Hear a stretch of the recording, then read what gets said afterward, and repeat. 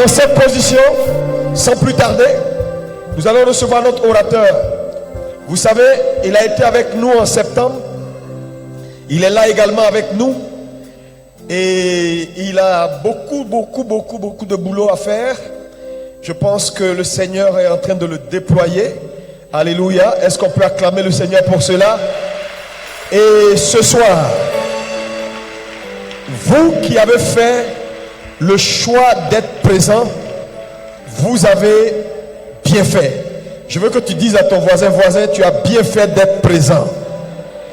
Oh, dis-lui ça bien. Salue-toi à 4 personnes. Dis-leur, ce soir tu ne partiras pas comme tu es rentré dans cette salle. Alléluia. Alléluia. Je vais te donner un conseil. Le conseil que je vais te donner, c'est que, tu sais, à partir de ce soir, qu'on ne te raconte pas ce qui va se passer. Non, je ne suis pas en train de plaisanter. Vous savez, il y a toujours des gens qui aiment se faire raconter l'histoire. Moi, vous savez, on dit, les Ivoiriens disent en général, on est venu en détail. Moi, je t'ouvre des plateformes. Je te donne des plateformes pour que Dieu change ta vie. Si tu es conscient, tu réponds. Tu n'es pas conscient, tu restes chez toi. Il n'y a pas de problème. Les gens courent, ils se promènent, c'est décembre. Il y a des embouteillages. Au lieu de venir à l'église, il y a des gens qui se baladent. Il y a des gens qui... Et je veux dire à toutes les églises ABMC, si vous êtes malins, ne venez pas vous asseoir ici seuls, les pasteurs là. Prenez des cas, prenez vos membres, venez les déposer ici pour que Dieu change leur destinée. Est-ce que vous m'entendez? Ça, c'est la première chose. Deuxième chose, vous qui êtes là et qui avez qui avez vu éventuellement le programme et qui avez décidé d'être là, c'est une opportunité. Je t'assure que ce que Dieu va faire dans ta vie ce soir, demain matin, nous serons ici à partir de 9h pour école de ministère. Vous savez, cet homme a un message et une grâce. Que tu le crois ou que tu ne le crois pas, ça ne change rien. Demain matin, il ne faut pas venir seul. Il y a tellement de gens dans la ville qui ont besoin d'entendre le message et de voir leur vie changer. Est-ce qu'on peut me dire un bon amen? Frère, si ton amen est sincère, demain là, quand tu vas venir ici, tu viendras avec 5 personnes. Dis amen encore. Et demain soir, nous ne serons pas là à 18h, on aura une veillée parce que on voulait donner la possibilité à son ministère de se déployer. Donc demain, ce sera une veillée jusqu'à l'aube pour permettre à la parole d'être enseignée et au ministère et aux dons prophétiques d'être en action pour que les vies changent. Et le samedi, à partir de 16h, nous allons voir la deuxième partie de l'école de ministère pour les leaders et tous ceux qui aspirent à voir quelque chose de différent. Et nous allons faire l'apothéose dimanche avec nos différents cultes. Est-ce qu'on peut me dire amen? Vous êtes prêts à le recevoir? Aidez-moi à recevoir ce pupitre, le prophète Joël.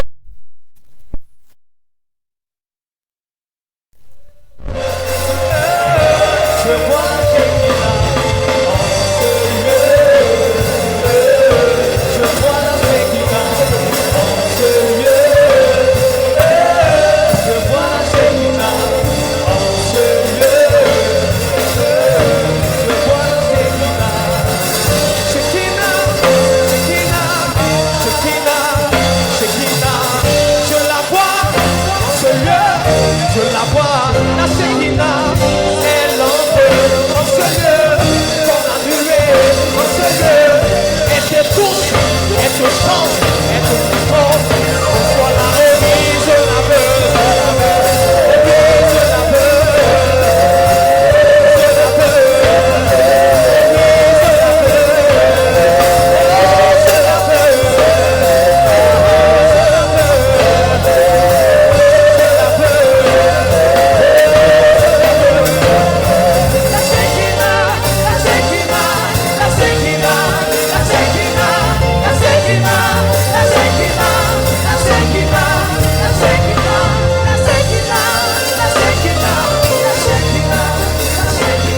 Alléluia, alléluia, alléluia, alléluia, alléluia, alléluia, alléluia.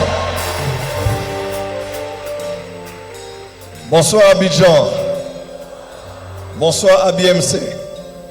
Que Dieu bénisse tous ceux qui nous suivent aussi en direct et tous ceux qui vont suivre ce message plus tard, aujourd'hui, demain ou un autre jour.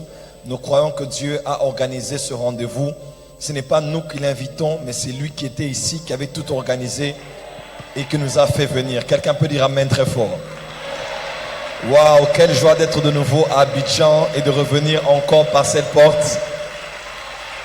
Je suis très, très, très heureux.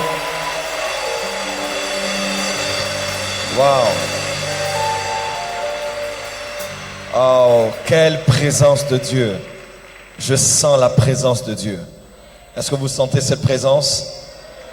Dis à ton voisin, alliance de bénédiction. Est-ce que quelqu'un croit en ces choses? Avant de s'asseoir, je bénis le Seigneur pour la grâce et le privilège de revenir. Merci, s'il vous plaît, mettez-vous. Je bénis le Seigneur pour la grâce et le privilège de revenir encore en Côte d'Ivoire, mon pays. Je prie que le bishop m'arrange ma carte de résidence ou un autre passeport, si c'est permis ici. Comme ça, je reviens quand je veux, comme je veux. J'achète une maison, je m'installe ici. Bon, même si tu ne veux pas, je viendrai. Voilà quelqu'un qui veut que je vienne ici. Voilà quelqu'un qui veut que je vienne. Voilà quelqu'un qui veut... Voilà. Oh, voilà des... Voilà, surtout dans cette rangée. Amen. J'aime la Côte d'Ivoire. J'aime les Abidjanais. J'aime le bishop Alexandre Amazou. Cet homme, je l'appelle l'ange de l'Éternel. Vous savez... Non, je n'ai pas demandé d'acclamer. Si tu acclames, acclame bien. Voilà.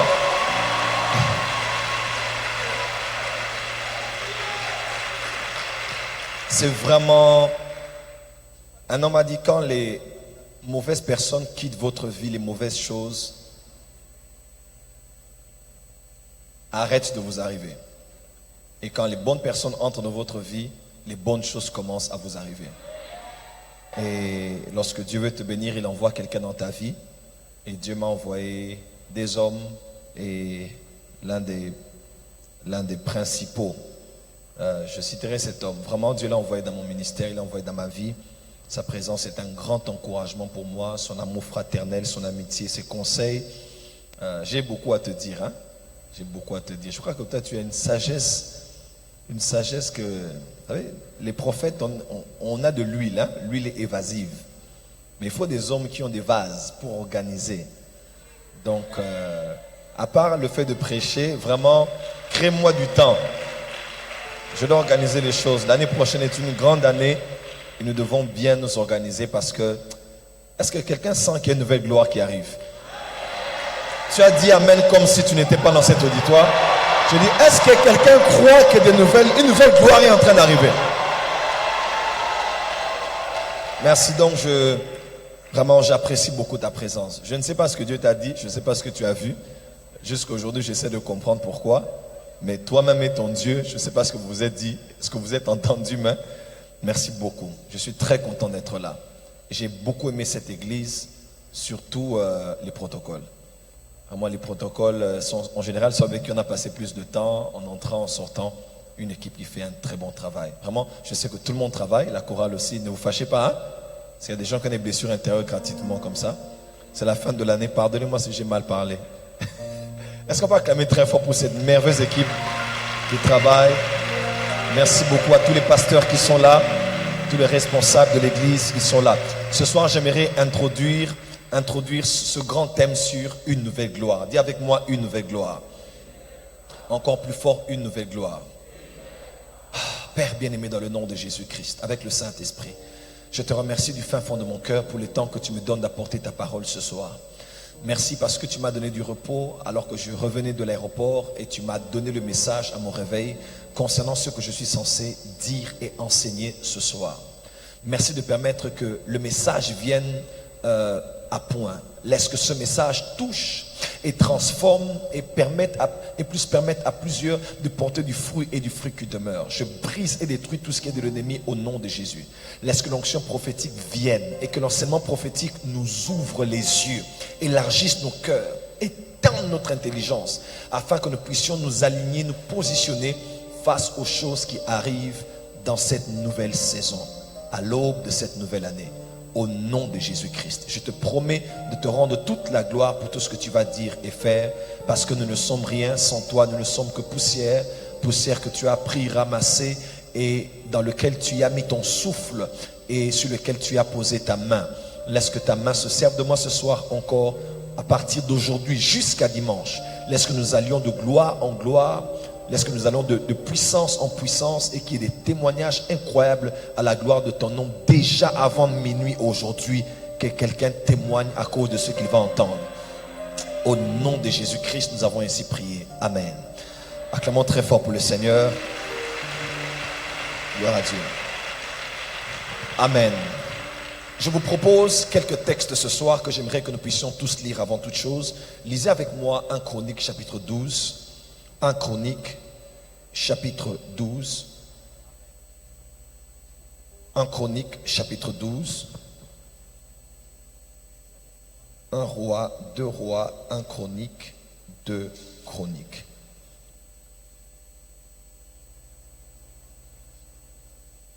Un Chronique, chapitre 12.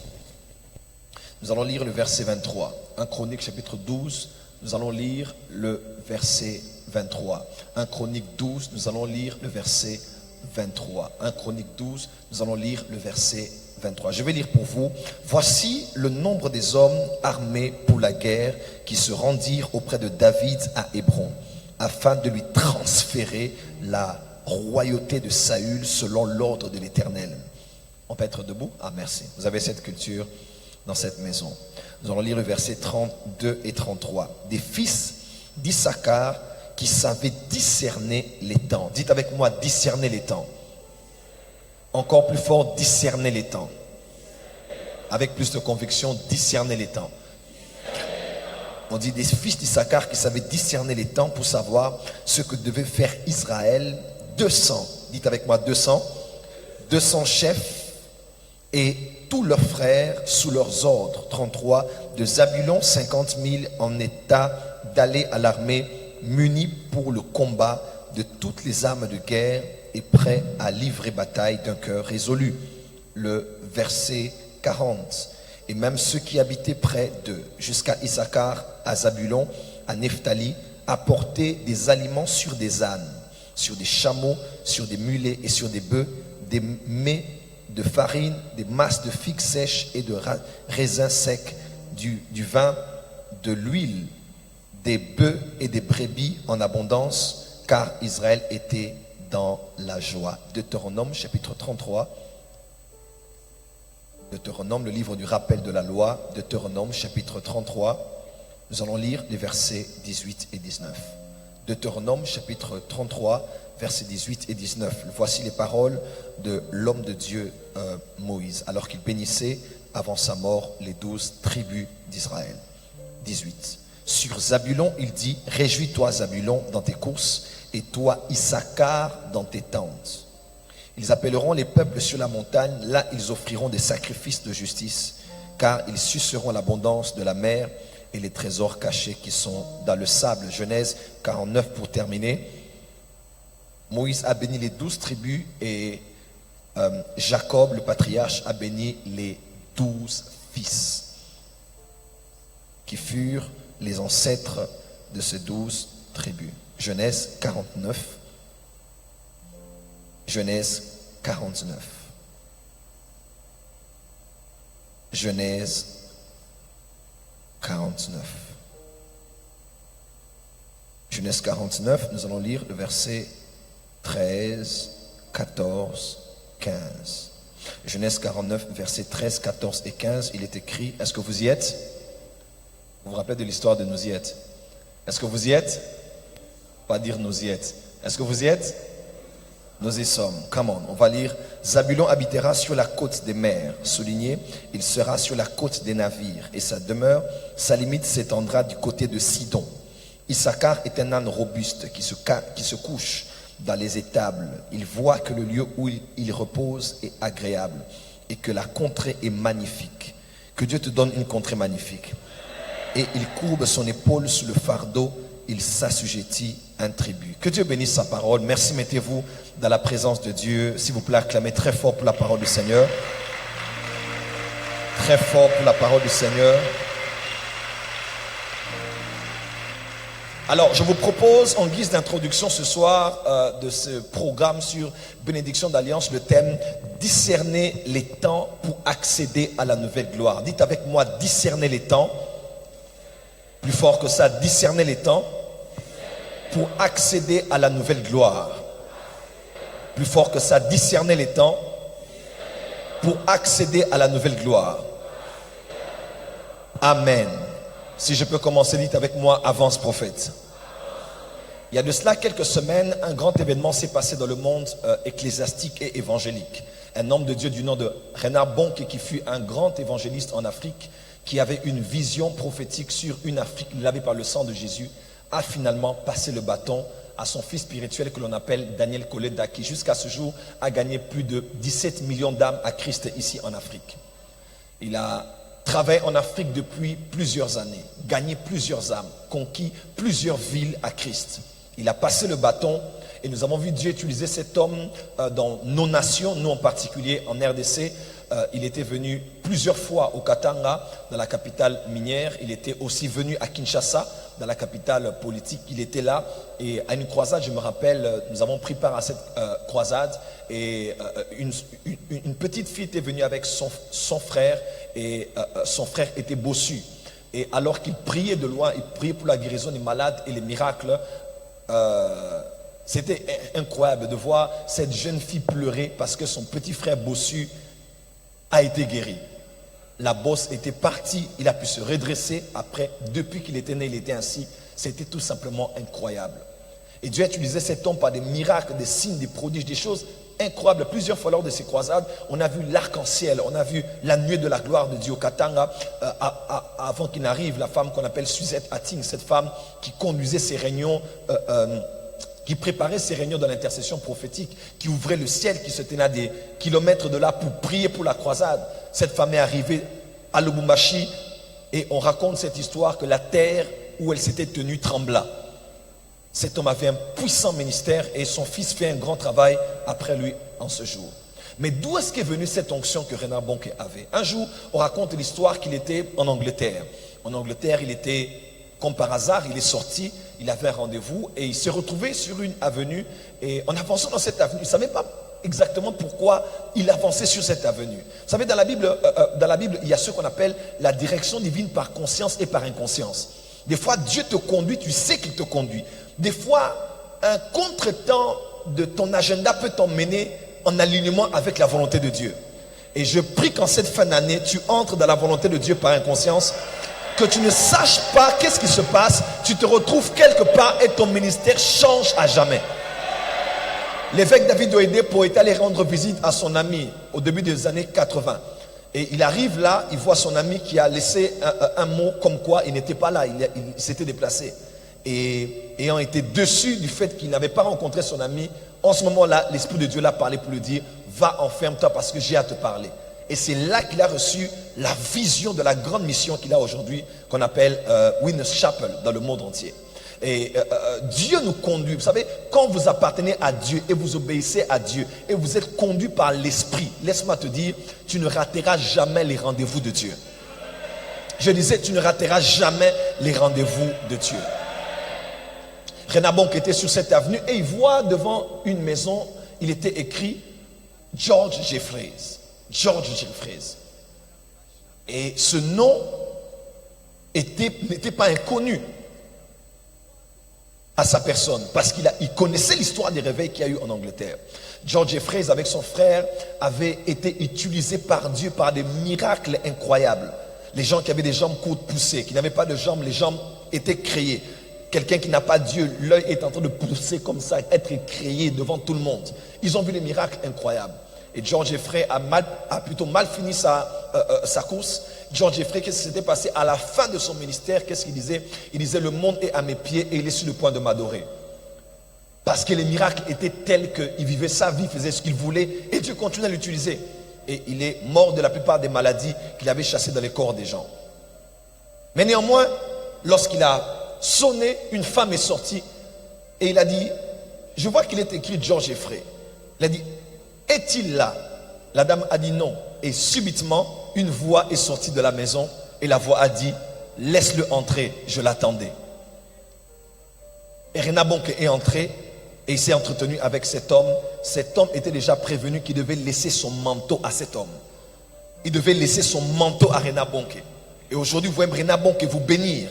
Mais un homme a pu être sensible en un seul instant et il a reçu le manteau, il a reçu une gloire qui a propulsé son ministère jusqu'à affecter tout un continent et une génération. J'aimerais dire à l'église en des temps comme ceci, nous sommes à l'aube d'une nouvelle gloire. Il est très important, je répète, il est extrêmement important que tu saches discerner les temps et les moments de Dieu. J'étais au Gabon ce matin, j'ai pris mon avion, je suis arrivé. Je disais aux Gabonais, est-ce que vous savez qu'à la veille de la mort de Miles Monroe était ici. Il était ici. Il est au Burundi, je l'ai rencontré, j'étais avec ses fils, on a parlé, il a prié pour nous. Et Dieu savait que je devais être là. Quand il est venu à Kinshasa, c'est mon ministère aussi qui a travaillé pour l'organisation de sa venue. Il a prêché sur ma chaire, il était assis sur les chaises de mon salon. Il est venu même de la maison de nos parents, il a mangé, on a parlé, il a prophétisé pour moi. À la veille de sa mort, je devais être au Burundi. Vous savez, il ne faut pas rater les rendez-vous de Dieu. Il y a des temps comme ça où tu vois les fils des prophètes qui prennent Élie comme leur maître seulement, qui sont orgueilleux de l'information qu'ils ont de savoir que le maître sera enlevé. Mais ils se limitent là. Ils sont des fils des prophètes, mais ils n'ont jamais reçu le manteau. Mais il y a un qui ne savait pas seulement, mais qui avait décidé de prendre quelque chose parce qu'il savait que ça allait déterminer tout le reste de sa vie. J'ai dit aux Gabonais, j'ai dit, est-ce que vous savez que Miles Monroe était ici? Mais il a tenu un programme et la plupart étaient à 15 minutes de là où la réunion se tenait et ils se sont sentis juste lazy. À la maison en train de dormir, de suivre la même télé que tu suis, de dormir sur le même lit sur lequel tu dors. Et ils sont passés à côté parce que cet homme faisait comme ça des tours parce qu'il laissait un manteau. Il libérait une sagesse. Quand il imposait des mains, il est écrit, l'esprit de sagesse et d'intelligence était sur Josué parce que Moïse l'avait imposé les mains. Mes frères et sœurs, est-ce que vous savez qu'en cette saison, il y a des manteaux qui sont transférés? Il y a des onctions qui passent d'un homme à un autre. Il y a le bâton qui passe d'une génération à une autre. Il y a des choses, il y a des mouvements sur le plan spirituel. Mais je ne crains que très peu de personnes ne puissent profiter de ce que Dieu fait. Parce que les chrétiens se sont assoupis spirituellement. Dites avec moi, avance prophète. Dites encore, avance prophète. Et Jésus entra à Jérusalem, tout le monde croyait que c'était tout à fait normal. Il était sur un âne. D'autres disent que c'est sur le petit d'une ânesse. Il était là, au-dessus, il montait et il entrait. Et puisqu'on avait l'habitude de voir des gens entrer par là, tout le monde croyait que c'était comme d'habitude. Écoutez-moi, les jours passent mais ne se ressemblent pas. Il y a des jours comme ça, le jour où le temps kairos de Dieu est là, le ciel n'est pas rouge. Le ciel n'est pas jaune. Le ciel est comme il est. Les choses se passent comme elles se passent. Mais seuls les âmes ouvertes, insensibles, seuls les esprits ouverts savent capter ce que Dieu veut transférer et qui est capable de bouleverser toute une destinée. Oh, Shakatabara Sobradama Kesetabaya. Dites avec moi, avance prophète. Et Miles Monroe est parti et la plus grande partie n'était même pas là à la réunion. Parce que les gens étaient occupés et ils ont raté quelque chose qu'un homme de Dieu libéré à la veille de son départ et de son retour à la gloire. Dis à ton voisin, ne sois plus distrait. Discerne les temps. Mais Jésus a pleuré devant Jérusalem. Il a dit, ah Jérusalem. Il a dit beaucoup de choses qui arriveraient à Jérusalem et à la postérité de ceux qui étaient là. Pourquoi? Parce qu'ils n'ont pas connu, ils n'ont pas discerné le temps dans lequel ils ont été visités. Tu ne rateras pas le temps de ta visitation. Je pense que je parle à ton voisin. Tu ne rateras pas le temps de ta visitation. Par le Saint-Esprit et par le mouvement des anges qu'il y a ici, je décrète et déclare sur toi que ton esprit est excité. Ton esprit est ouvert, ton esprit est élargi. Tu ne rateras pas ce que Dieu va te donner par les personnes qu'il a choisies pour te les communiquer. Reçois cela au nom de Jésus. Mettez-vous s'il vous plaît. Et dans les Écritures, on nous parle d'une tribu particulière qui a permis à David de pouvoir régner. La plupart des fois où on dit David consulta l'Éternel, beaucoup de gens pensent que David était là en train de prier, il a entendu une voix qui l'a parlé.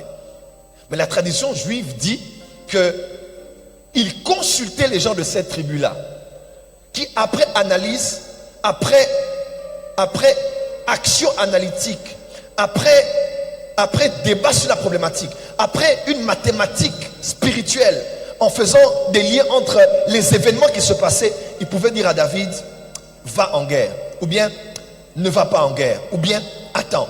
Ce n'était pas l'Éternel qui le parlait par voix audible, mais c'était une tribu de ce qu'on appelait les tribus des fils d'Issachar.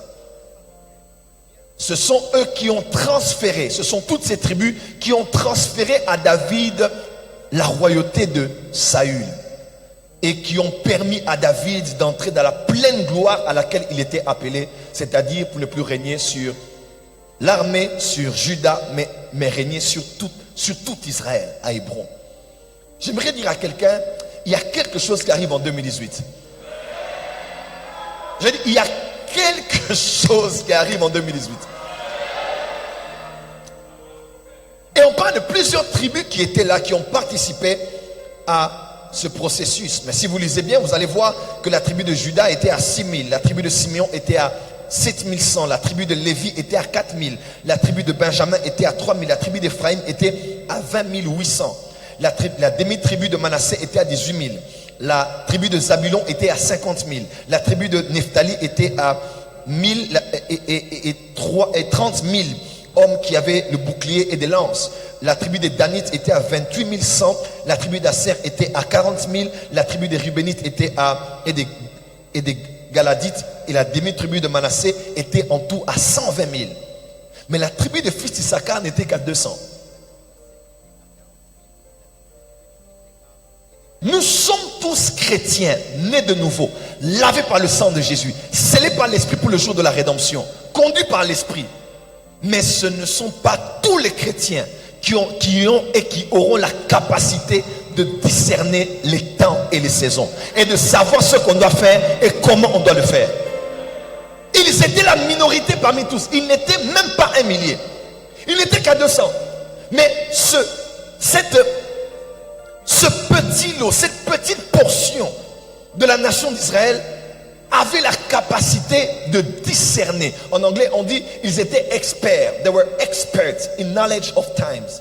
Ils avaient l'expertise dans la connaissance des temps. Ils savaient ce qu'Israël devait faire et comment Israël devait faire. 1. Ils savaient discerner les temps. 2. Ce qu'on devait faire. 3. Comment on devait faire. Ils savaient le temps, ils connaissaient l'action et ils avaient la sagesse, la manière, la méthodologie de faire pour avoir les résultats attendus et escomptés. On peut dire amen très fort. Dis avec moi, avance prophète. Alors, je vous parle ce soir sur discerner les temps pour accéder à la nouvelle gloire. Et je ne pense pas que je parle à tout le monde, mais je parle ici à ceux qui vont avoir l'esprit des fils d'Issachar. Ils ne sont pas nombreux. Vous savez, tous les chrétiens préparent la Noël, préparent le Nouvel An, sont occupés dans leur famille, mais ne savent pas ce qui se passe aujourd'hui. Les choses se passent dans le monde. Mercredi dernier, le président Donald Trump a annoncé publiquement qu'il transférait l'ambassade de Tel Aviv à Jérusalem. Ça veut dire quoi pour vous? Pour certains, ça ne veut absolument rien dire. Le 12 décembre a débuté la fête de Hanouka. Pour la première fois, un président américain dans la Maison Blanche fête Hanouka et célèbre le Dieu d'Israël. On n'a jamais vu ça. Les chrétiens sont là et ils posent des choses en insultant Trump, en disant c'est un fou, c'est un malade. L'archbishop Duncan Williams a prophétisé. Il a dit, cet homme est choisi par Dieu. Il ne fera pas la politique. Il est là avec une mission. Il ne conduira pas le pays ou les affaires de la société comme un politicien. Il n'aura rien à voir avec ça. Il prendra des décisions fermes. Un prophète nommé John Paul Jackson, qui est déjà rentré dans la gloire, avait prophétisé parce qu'il avait vu un taureau qui est entré et qui a fracassé la Maison Blanche comme un caterpillar, qui a tout renversé. Le jour où il est entré dans la Maison Blanche, il a détruit tout ce qu'Obama avait laissé. Tous les signes francs-maçons, musulmans, il a tout enlevé. Tout. Et un tel événement se passe. Ça veut dire quoi pour vous? Pour certains, ça ne veut absolument rien dire. Les Juifs ont fêté l'année, cette nouvelle an à Rosh Hashanah, c'était l'année 5778. Ça veut dire quoi pour vous? Rien du tout. Pour vous, c'est d'abord le mariage, le voyage et les unités que tu dois recharger pour rester connecté à Internet. Le monde ne tourne pas autour de toi. Il y a des choses qui ne sont pas locales, mais qui sont globales. Et puisque nous sommes l'église, et cette église est une maison apostolique, il nous faut nous ajuster par rapport à ce qui se passe pour ne pas rater la vague qui arrive. Est-ce que je parle à quelqu'un ici? Est-ce que je parle à quelqu'un ici? Et cela va aller à la bénédiction de qui? Des États-Unis. Pourquoi? Parce qu'un homme s'est levé pour la première fois. Il a pris la part d'Israël pour la première fois. Est-ce que vous savez que la Côte d'Ivoire est l'un des rares pays qui avait gardé les relations avec Israël? La Côte d'Ivoire est un pays qui a été béni par Dieu depuis toutes ces années. Quelque part, elle a gardé sa prospérité économique malgré les crises parce qu'elle avait quand même gardé certaines relations avec Israël. Le président Houphouët-Boigny-Daire, dans sa résidence qui est à Yamoussoukro, les murs qui entourent la résidence, je ne sais pas s'il y a toujours, sont faits de 12 portes. Et faits de 12 portes. Parce que ça rappelle les 12 portes qu'il y a en Israël. À Jérusalem. On dit qu'il avait même planté un arbre à Jérusalem. En 1973, lorsque le président Mobutu, qui était le numéro 1 de l'Union africaine en ce temps-là, lors de la 28e session des Nations Unies, sur la tribune, il a parlé alors qu'il y avait le conflit entre l'Égypte et Israël. Et il a dit le choix est clair entre un frère et un ami. Israël est un frère. Pardon, Israël est un ami, mais l'Égypte est un frère. Ce sont les Africains, les Égyptiens sont les Africains comme nous. Alors il a décidé de rompre totalement les relations diplomatiques avec Israël. Quelqu'un est avec moi? Bon, tout ça, ça ne t'intéresse pas toujours. Dis à ton voisin, deviens un fils d'Issachar. Il a décidé, et on a totalement rompu les relations. Il a encouragé toutes les nations d'Afrique de rompre. Et la Côte d'Ivoire est le dernier pays sous pression qui a décidé de rompre. Et aujourd'hui, l'ambassade de la Côte d'Ivoire en Israël est à Tel Aviv. Et ma prière est qu'elle se déplace. Ma prière est qu'elle se déplace de Tel Aviv à Jérusalem. Tu n'as pas dit amen. Ma prière est qu'elle se déplace de Tel Aviv à Jérusalem. Quand tu es en Israël, tu es à Jérusalem, tu sens la présence de Dieu. Quand tu quittes, tu vas à Tel Aviv est la capitale numéro 1 de l'homosexualité. Israël n'est pas que la terre de Dieu. Israël est la terre des orthodoxes, des catholiques, des musulmans, même des francs-maçons. L'un de leurs sièges mondiaux se trouve là. Mais Jérusalem est la terre de Dieu. Et la ville sainte, la ville du grand roi. Quand Trump prend une telle décision, l'église doit comprendre. Jésus avait dit, regardez le figuier. Comparez avec le figuier. Vous savez quand ces feuilles deviennent ainsi, vous savez que l'été approche. C'est-à-dire que vous savez mettre tel élément plus tel élément pour déduire que tel temps arrive. Mais comment vous ne pouvez pas discerner? Le figuier, c'est Israël.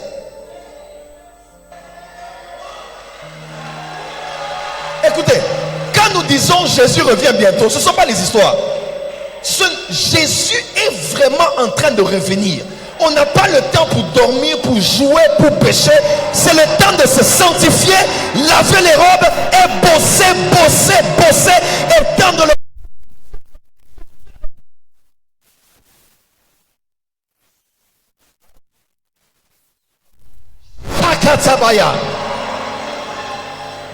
Si cela se fait ainsi, alors croyez-moi, La reconstruction du temple va bientôt commencer.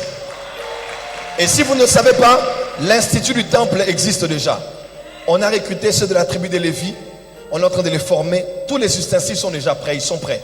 Et nous croyons que cet événement se fera lors de la grande tribulation quand nous serons dans les cieux. Donc, nous n'avons plus de temps à jouer sur la terre. Écoutez-moi, nous sommes arrivés au temps où l'église va vivre sa gloire finale. Il viendra prendre une église glorieuse. Glorieuse. Il y a une nouvelle gloire. C'est la dernière gloire de l'église qui arrive. Dieu est en train de réveiller l'Africain, mouvement panafricain, partout qui est en train de souffler. Quelque chose arrive. Mais si vous ne savez pas lire les temps, vous ne saurez pas vous positionner comme des acteurs et des bénéficiaires de ce qui va arriver. Voilà pourquoi Dieu a envoyé un prophète en cette fin d'année. Et être prophète, ce n'est pas prophétiser. Être prophète, c'est activer le prophétique en vous. Le rôle d'un apôtre, c'est d'élever un peuple apostolique. Le rôle d'un prophète, c'est d'élever un peuple prophétique. Le rôle d'un docteur, c'est d'élever un peuple doctoral. Le rôle d'un pasteur, c'est d'élever un peuple pastoral. Diamètre très fort. Le rôle d'un évangéliste, ce n'est pas de prêcher les messages seulement évangéliques, mais de transférer l'onction évangélique à l'église, afin que partout on est, qu'on soit missionnaire, qu'on est cuisinier dans un... Est-ce que je parle à quelqu'un ici? Qu'on est dans...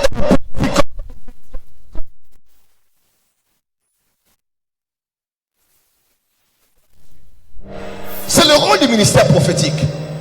Mon rôle n'est pas seulement de dire ainsi dit l'Éternel. Non. Parce que quand on est prophète et qu'on ne se maintient qu'à prophétiser sur les gens, on les rend dépendants de nous. Fatou Dione, une femme sénégalaise qui parle sérieusement sur les réseaux sociaux. Cette femme a dit, elle parlait en comparaison avec la France.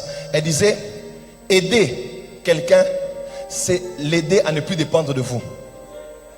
Sinon, c'est de l'assujettissement. C'est vrai, quand tu aides quelqu'un pour que la personne revienne vers toi, tu maintiens la personne sous ton autorité.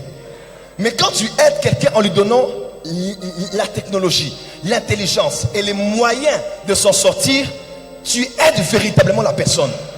Un prophète qui ne prophétise que pour que l'on revienne vers lui n'aide pas les gens, c'est de l'assujettissement.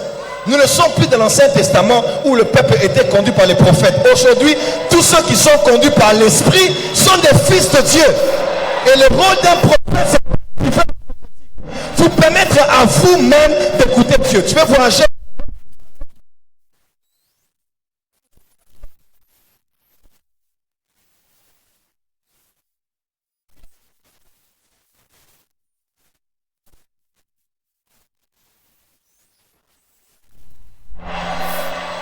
Voilà pourquoi le bishop, il sait ce que je fais. C'est ma responsabilité. C'est de vous permettre à vous de comprendre le langage de Dieu, d'interpréter vous-même ce que Dieu fait en cette saison et de vous aligner à cela. Mettez-vous s'il vous plaît. La RDC vit la crise. Pourquoi? Parce qu'elle a tourné le dos à Israël depuis. On n'a plus d'ambassade, plus de relations. Et Mobutu a entraîné tout le monde comme ça. Et la Côte d'Ivoire était l'un des derniers. Mais il a quand même continué à maintenir. Vous savez que ce pays est un pays béni. Ce pays est un pays extrêmement béni. Et à partir de 2018, l'économie de ce pays va commencer à connaître une croissance. Je vous dis la vérité. Tous les hommes de Dieu savent. Regardez, beaucoup de gens sont en train de revenir ici. Vous n'avez pas remarqué les Ivoiriens qui sont allés aux États-Unis, ceux qui sont allés en France, ils sentent qu'ils doivent revenir. Écoute-moi, il y a quelque chose qui se passe en Côte d'Ivoire. Et vous allez manger les meilleurs produits du pays. Dites avant ce prophète que je continue. Alors, Issachar est fils.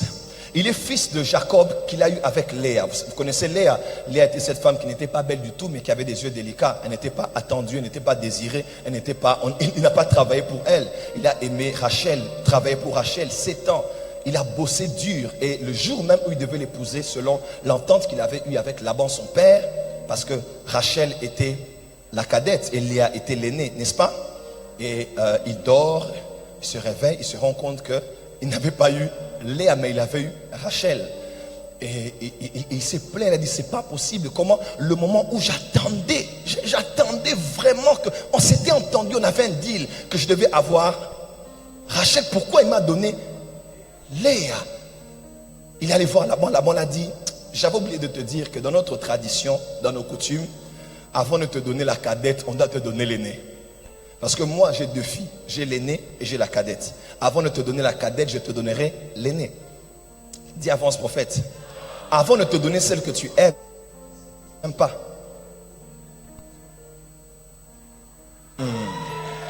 Il y a beaucoup de gens cette fin d'année qui sont déçus de Dieu. Pourquoi? Parce que tu as commencé cette année avec tant d'espoir, tant de foi, des déclarations, des promesses. Tu as sémé pour la construction de ce bâtiment. Tu as fait tellement de choses. Tu te dis, mais le Dieu de Bishop Amazou, il est où? Où est le Dieu de mon père? Quelque part, tu déclares la foi, mais en toi, tu es quelque part déçu. Tu dis, Seigneur, c'est ta volonté, je ne sais pas. Mais il y a comme un refroidissement de ta foi parce que tu attendais des choses, tu as travaillé pour cela, tu as sémé pour cela, tu as prié pour cela, mais at the end of the day, tu es déçu parce que Dieu te donne ce que tu n'attendais pas. Oui, dans la coutume de Dieu, Dieu a 2 filles. Avant que Dieu te donne ce que tu aimes, il te donne pas. Dieu a 2 filles. La première est celle qu'on n'aime pas. La cadette est celle qu'on attend. Et Dieu te donnera, même si Dieu t'a promis, il va d'abord te faire goûter à l'aîné. Il a dit dans Ésaïe, il a dit, je crée les ténèbres et je crée la lumière. Il n'a pas commencé avec la lumière, il a commencé avec les ténèbres. Il dit, je crée la diversité. Après, moi-même, je crée la prospérité. Il eut un soir et il eut un matin. Dieu a 2 filles. Finis cette année.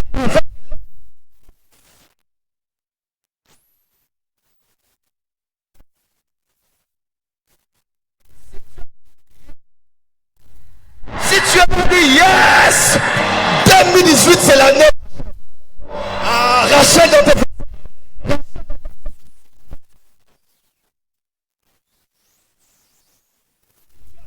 Fire.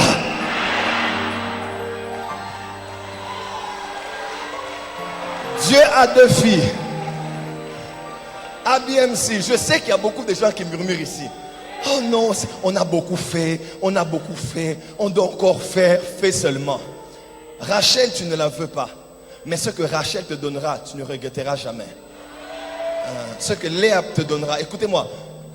Léa n'était pas attendue, mais Léa a donné des fils spéciaux à Jacob. C'est de Léa qu'est venu Lévi. C'est de Léa qu'est venu Lévi. Et Lévi est l'ancêtre d'Aaron. Le type même de la sacrificature et du sacerdoce.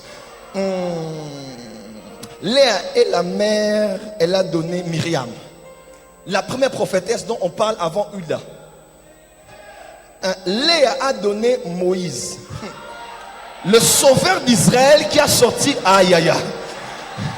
Ne refuse pas Léa. Léa te donnera quelque chose qui va sauver ta famille demain, qui va sauver Abidjan demain, qui va sauver la francophonie demain. Si tu es avec moi, dis fire.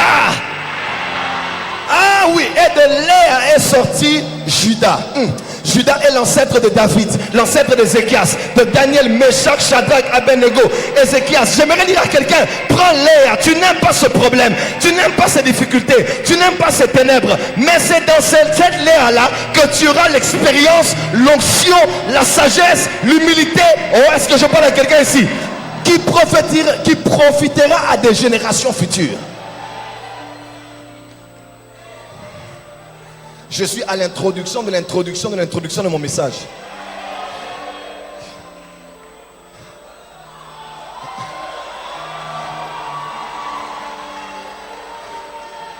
Léa a des yeux délicats. Elle au moins te donnera une nouvelle vision de la vie, une nouvelle perspective des affaires, une nouvelle manière de voir le ministère, de voir ton prochain. Mettez-vous s'il vous plaît. Plus de toi. Et de Léa est sorti Issachar. Et Issachar est le fils de Jacob avec Léa, mais il est aussi l'ancêtre de la tribu qui porte son nom. Et bizarrement, quand vous voyez qu'on parle de Issachar, on le cite très souvent en liaison avec Zabulon. 1 Chronique chapitre 12, vous avez lu, on parle d'abord de Zabulon, on parle d'Issachar. On dit Zabulon dans ses courses, Issachar dans ses tentes. On parle de Zabulon qui était au bord des mers. Son influence allait au niveau de Sidon. Rappelez-vous, ce sont les Sidoniens qui ont contribué en donnant le bois à David pour construire le temple lorsque Salomon allait régner. Et Zabulon était une tribu qui habitait au bord des mers, là où il y a import-export, là où il y a affaires, là où il y a échange d'argent. Parce que la tribu de Zabulon était une tribu économique et la tribu d'Issachar était une tribu prophétique. Zabulon était dans les courses, mais Issachar dans les tentes. Les fils d'Issachar s'asseyaient et réfléchissaient, méditaient comme Isaac, réfléchissaient sur les événements, les temps et les saisons. Mais Zabulon allait dans les affaires, allait bosser et allait travailler. Voilà pourquoi dans Matthieu chapitre 4, on dit après que Jésus ait vaincu la tentation du désert, il est allé et il a prophétisé sur le territoire de Tyr et de Sidon, de Zabulon, n'est-ce pas? Il dit ce peuple qui est au bord des mers, qui était dans les ténèbres. Pourquoi? Parce que les villes et les nations portuaires, les villes portuaires en général, sont celles qui sont dans les ténèbres. Allez à Cape Town, il y a l'homosexualité, la prostitution, l'occultisme. Vous avez les plages, vous avez tout ce qui est de perversion.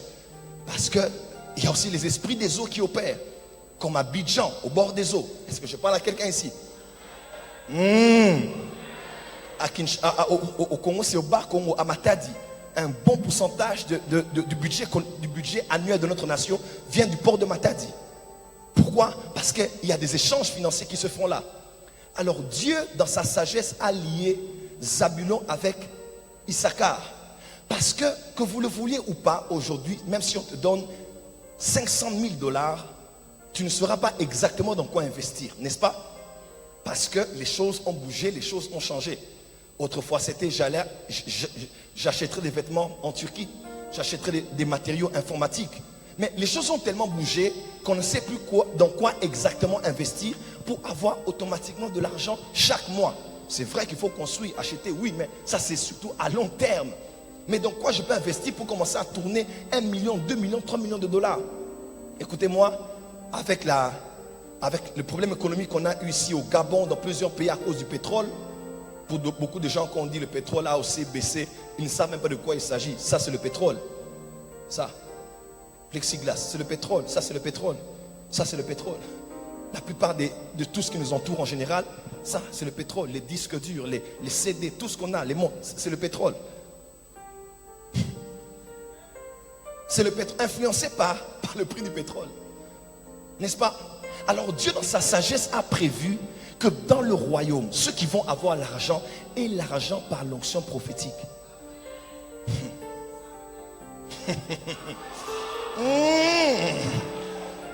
Lorsqu'il y avait la famine, l'onction prophétique sur Élie a fait que Élie aille exactement à l'endroit au torrent de Kérit, là où il ne manquerait pas de la provision matin et soir. Parce qu'il est écrit, c'est par un prophète qu'Israël a été gardé. L'onction prophétique peut te garder de la crise économique. À peine le torrent de Kérit a séché, Dieu le dit, la provision je l'ai mis chez la veuve de Sarepta. Parce que quand tout le monde crie à la famine, l'onction prophétique vient toujours donner une solution par rapport à la famine. Voilà pourquoi dans des temps comme ceci, ne fais pas des affaires pour faire des affaires, n'investis pas pour investir. La nouvelle gloire financière arrive, mais tu ne dois pas mettre ton argent partout. Quand tu es un peuple prophétique, quand tu sais lire les temps et les saisons, quand tu sais voir les mouvements de la bourse, les mouvements, surtout dans le monde spirituel, tu peux investir dans quelque chose qui ne vaut rien aujourd'hui, mais dans 6 mois, cela peut exploser par rapport aux enjeux économiques ou même politiques qui auront lieu.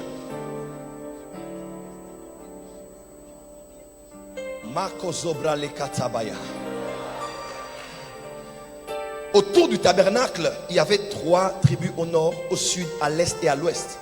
Mais à l'est, il y avait ce qu'on appelait le camp de Juda. Et le camp de Juda avait 3 tribus. La tribu de Juda, la tribu de Zabulon et la tribu d'Issachar. Ils étaient à l'est, à l'orient, là où le soleil se levait. Et quand ils devaient lever le camp, quand la nuée s'est levée, la nuée se mettait en mouvement, ils devaient lever le camp. C'est le camp de Juda qui était en tête. et qui donnait l'élan à toutes les tribus d'Israël alors qu'ils allaient vers la nouvelle gloire.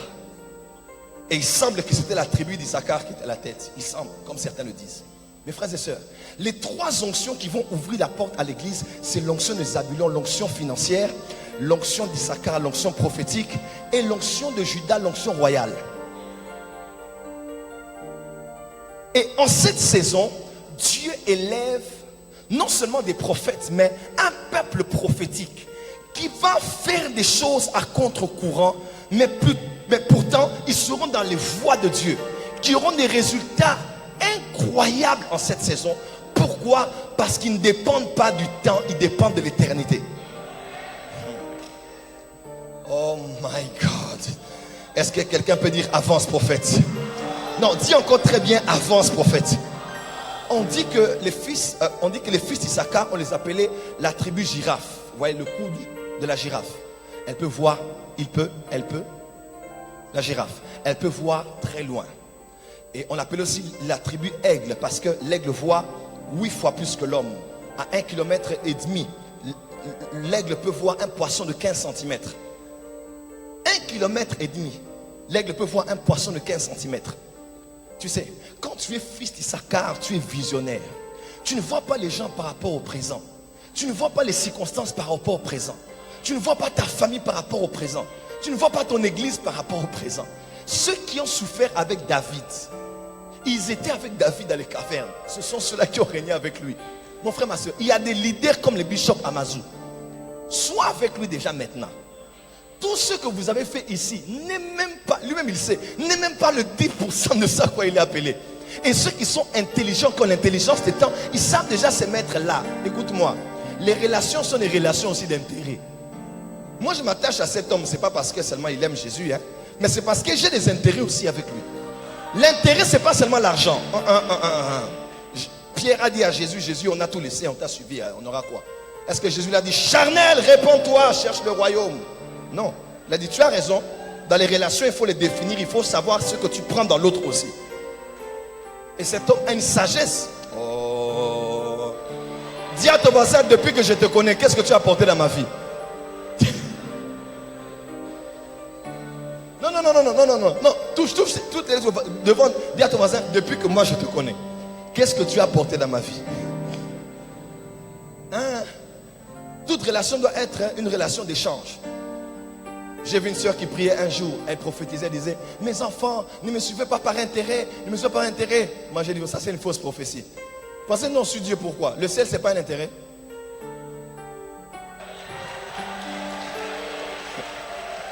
Ça dépend du nom que tu donnes aux intérêts.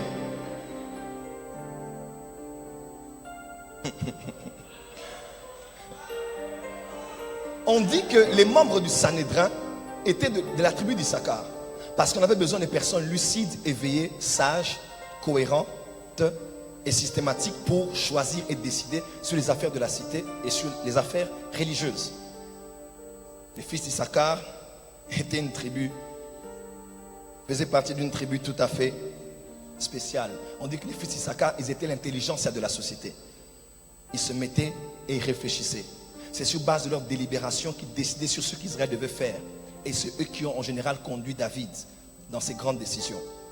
On dit que les fils d'Issachar se tenaient avec comme des assemblées générales annuelles. Au début de chaque année, ils s'asseyaient et réfléchissaient sur base du climat, sur base de la qualité de la moisson, sur base des combats que nous avons eus, que nous avons remportés. Sur base de ceci, de cela, Dieu est en train de dire à la nation telle et telle chose. Et c'est sur base de leurs conclusions qu'ils apportaient la voix de Dieu. Écoutez, la voix de Dieu n'est pas seulement le « mon fils ». Dieu parle cependant tantôt d'une manière ou d'une autre. La voix de Dieu n'est pas toujours sonore. La voix de Dieu par définition, c'est tout langage que Dieu utilise pour te communiquer sa pensée. Tu peux être là, ta Bible tombe. Pour toi, c'est normal. Mais si tu es fils d'Issachar, certainement Dieu peut être en train de te dire, tu as fait tomber ma parole. La nature ne vous enseigne-t-elle pas? Mais Dieu, la voix de Dieu se trouve dans tout ce qui est autour de nous. Tu peux voir un homme de Dieu dans le supermarché. Pour toi c'est normal, hein? Je l'ai vu, c'est normal, je le verrai une autre fois. Ça peut être le moment de ta visitation là. Mais tu ne sais pas tirer la voix de Dieu derrière un langage totalement voilé. Que Dieu te donne la sagesse de savoir entendre sa voix. Je vais avancer. Lorsqu'on parle des 12 pierres qu'il y avait sur la poitrine du souverain sacrificateur, une pierre était attribuée à Issachar, c'était la mestite. La mestite est de couleur violette. Une part c'est comme le vin de part et d'autre, mais au milieu c'est comme de l'eau. Et ça symbolisait la lucidité, l'éveil. Vous savez, on dit, on met de l'eau dans le vin, c'est-à-dire dose des choses, sois équilibré, reste lucide. Ça symbolisait la lucidité. Et même quand on parle de Lucifer dans Ézéchiel chapitre 28, on dit de lui qu'il marchait au milieu des pierres précieuses.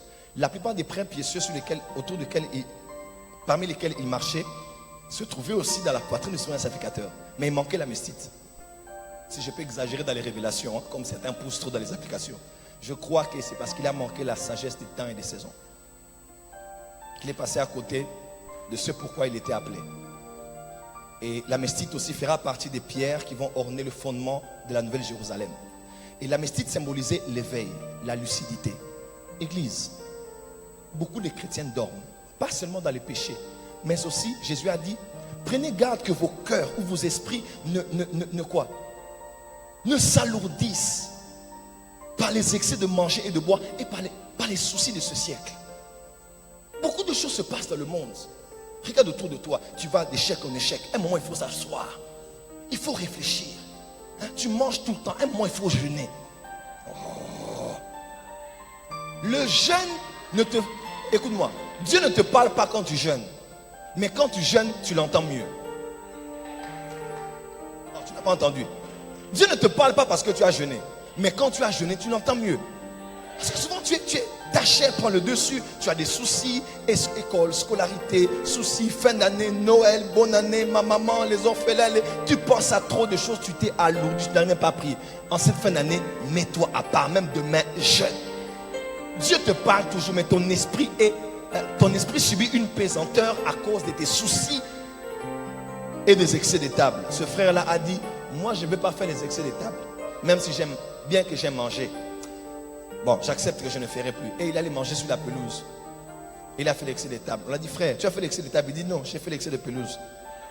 La Bible n'est pas contre les excès de pelouse. Dites avance, prophète. Dis à ton voisin, sois éveillé. Église de Jésus, pourquoi tu dors? Écoute, à Abidjan, église de la francophonie, il y a des choses que Dieu fait.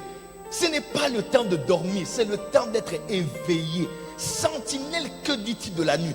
Quelle est ta lecture de ce temps? Quelle est ta conclusion de ce qui se passe autour de toi? Dieu suscite une minorité, mais que l'on appelle la tribu des fils d'Issachar en cette saison. Ils seront capables de s'asseoir. Voilà pourquoi je rêve des tables rondes et des pasteurs, où on n'est pas là seulement pour se mettre devant et parler à des gens, non. Où on se met ensemble, on réfléchit. On se dit sur base de ce qui se passe, c'est passé ces 5 dernières années jusqu'à ce jour. Qu'est-ce que Dieu fait dans la francophonie? Qu'est-ce qu'on peut faire pour avancer le royaume? Comment doit-on ajuster notre méthodologie pour avoir plus de résultats dans l'évangélisation? Voilà un peu. Je rêve, apôtre, bishop, de ces genres de connexions où on se met, on pense, même par rapport à nous-mêmes. Alors quand je parlais même au bishop, j'ai dit, j'aimerais avoir tes conseils. Pourquoi? Ton don ne t'aidera pas. Voilà pourquoi ceux qui ont le don de guérison ne se guérissent pas eux-mêmes. Voilà pourquoi les gens qui prophétisent beaucoup sur la vie des gens, eux-mêmes ratent par rapport à leur propre vie. Parce qu'ils croient que Dieu te parlera par ton don de prophétie. Non, le don que tu as, c'est pour l'édification, c'est pour les autres. Une source ne boit jamais son eau. L'arbre ne mange jamais de son fruit. Dieu a fait comme ça pour qu'on vive dans l'interconnexion. Je ne dirais pas j'ai la fièvre, au nom de Jésus guéri. Mais si je te touche, tu seras guéri. Je peux parler sur ta vie des détails, mais moi-même je n'ai pas de détails. Parce que Dieu veut que j'écoute sa voix par quelqu'un d'autre. Ayez l'humilité de Pierre, qui savait que Jésus m'a donné les clés, mais il y a quelqu'un qui l'entend mieux. Cet homme, c'est Jean. Il dit, Jean, qui est-ce qui va le trahir? Et Jean, puisqu'il avait une autre proximité prophétique à Yabashaka, il a posé sa tête sur la poitrine de Jésus et il a dit, maître, qui est-ce? La seule personne qui le savait, c'était Jean.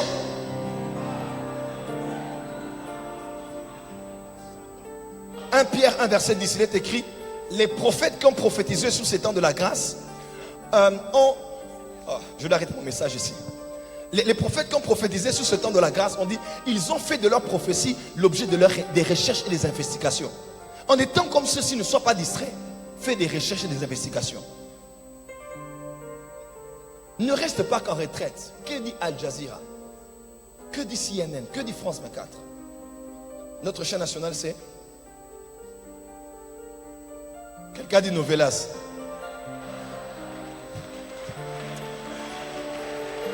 C'est maintenant que je sais que je suis arrivé à Abidjan. I love you guys.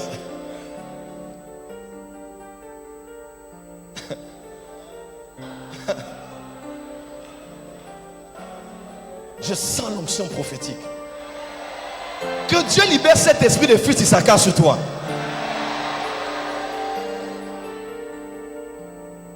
Beaucoup de chrétiens sont tellement spirituels qu'ils sont un peu opportunistes. Un marché est là. Il dit d'abord, Seigneur, bon, moi Dieu me parle beaucoup dans les rêves. Je dois aller dormir pour que Dieu me parle. Il y a des chrétiens comme ça. C'est moi, je rêve beaucoup, prophète. Je rêve beaucoup. Moi, les rêves, ça rate jamais. Alors, quand tu es chrétien et que tu dois dormir pour entendre Dieu, tu es encore un népios. Tu es encore un bébé spirituel. Oui, il faut être transformé par le renouvellement de l'intelligence pour apprendre de manière éveillée à discerner la volonté de Dieu. Qu'est-ce qui est bon, agréable et parfait? Tu sais qu'entre cette proposition et cette offre, tu choisiras aucun des deux. Une sœur m'a dit, prophète, ce frère il est ainsi, celui-là il est ainsi. J'ai dit, ma sœur, ne crois jamais que parce que tu as deux voix, que ce soit l'un soit l'autre. Non. Des fois ça peut être ni l'un ni l'autre. Dis à ton voisin, sois éveillé. On dit que les fils d'Issachar étaient des mathématiciens. Ils étaient des étudiants de la Torah. Ils connaissaient l'hébreu, ils savaient déchiffrer les chiffres et en déduire leur sens. On dit que les fils d'Issachar étaient des astronomes. Ils faisaient l'astronomie, ils savaient dessiner les cartes du ciel.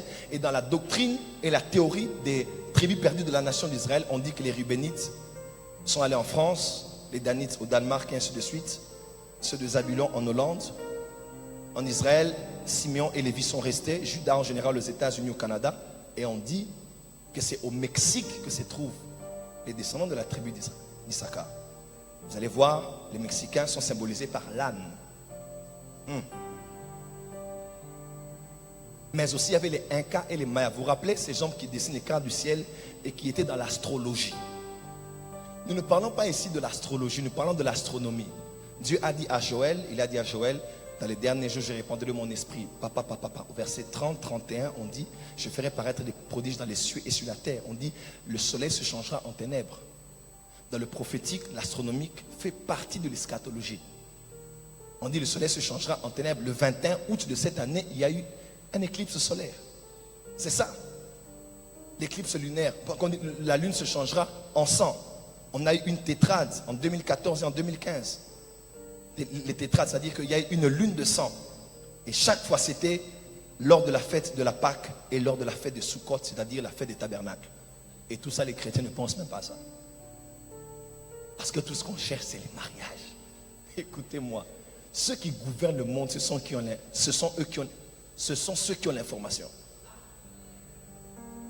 Tu détiens ta place dans le royaume en fonction de la quantité et de la qualité de l'information que tu as. C'est ce qui fait qu'un jeune homme, il peut être moins âgé que toi, mais t'enseigne à l'université. Parce qu'il a quelque chose que tu n'as pas. La preuve, je parle devant toi.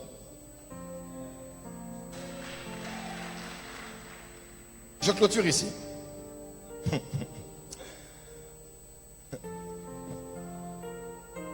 Dis j'avance vraiment. J'avance. Non, j'avance vraiment. Dis t'amènes bien. Je veux clôturer ici. Demain est un jour ouvrable. Soyez très nombreux demain à l'école du ministère. Nous allons parler aux hommes de Dieu et à la veille, nous allons chauffer ici. À la veille, emmenez les morts. Même s'ils sont morts, emmenez-les. Ils vont ressusciter. Je ne suis pas venu pour blaguer, je suis venu pour travailler. Le bishop n'a pas fait venir ici pour dormir à l'hôtel. Je suis venu travailler. Tout ce que tu attendais pour 2017, tu vas le recevoir ici. Dis t'amènes bien.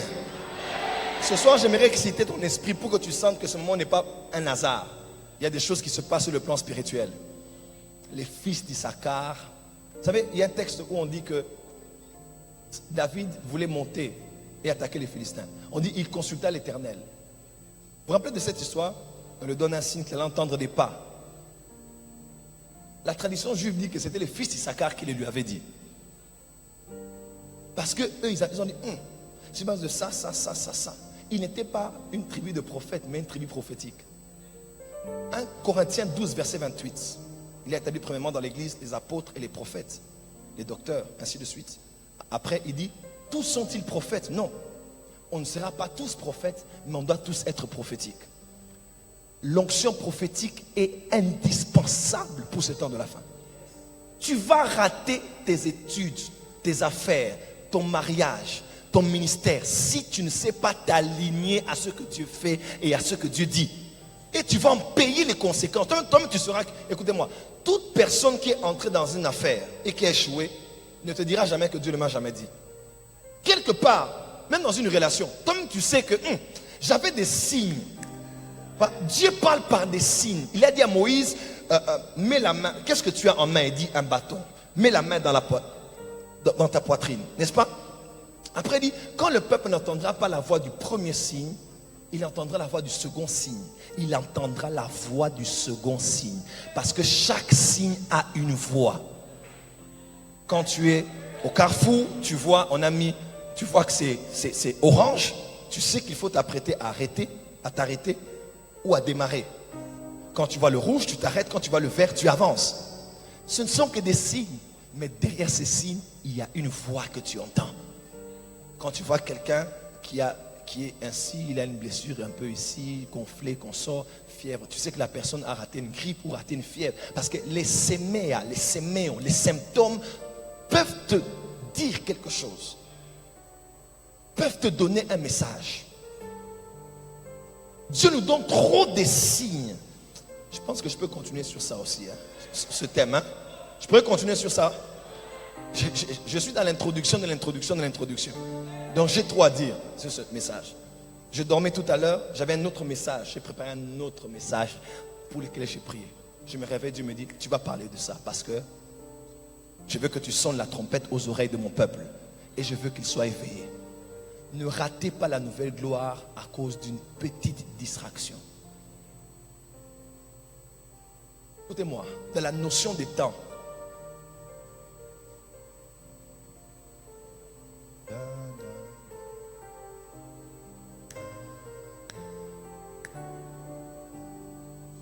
Vous chantez?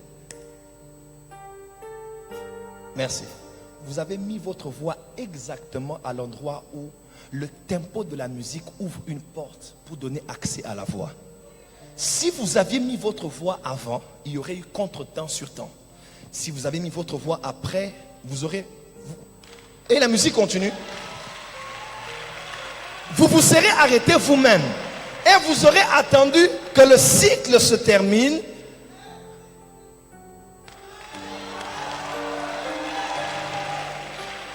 Dans la notion du temps, il y a ce qu'on appelle chronos.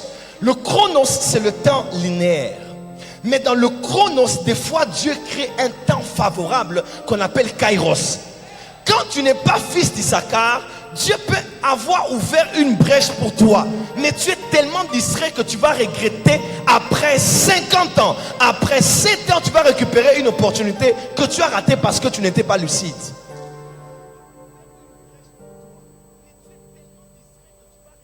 Et la saison passe. Les hommes les plus aigris dans le ministère sont ceux qui ont raté une saison.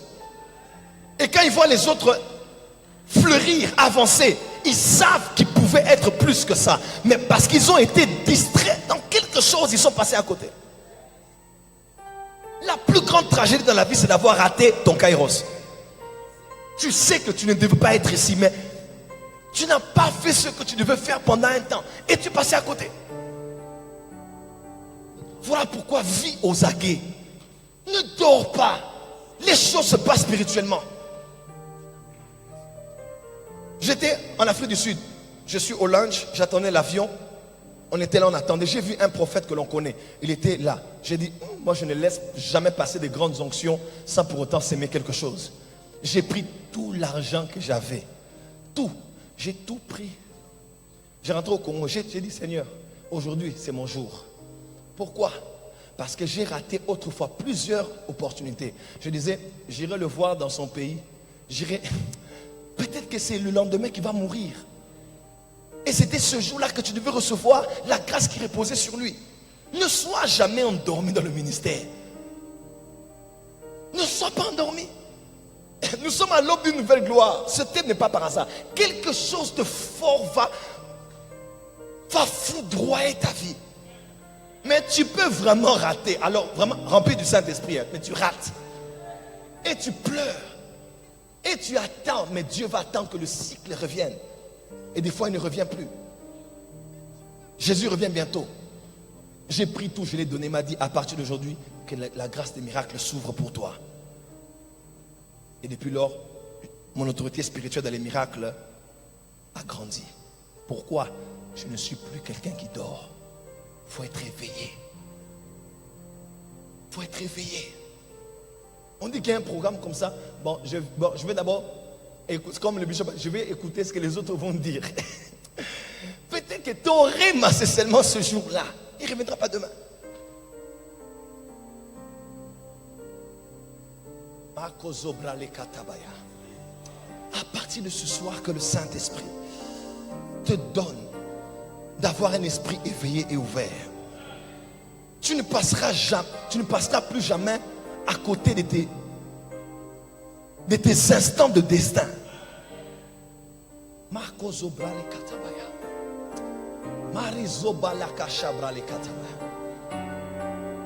Dis à ton voisin, ouvre les yeux. Dis à ton voisin, ouvre ton esprit.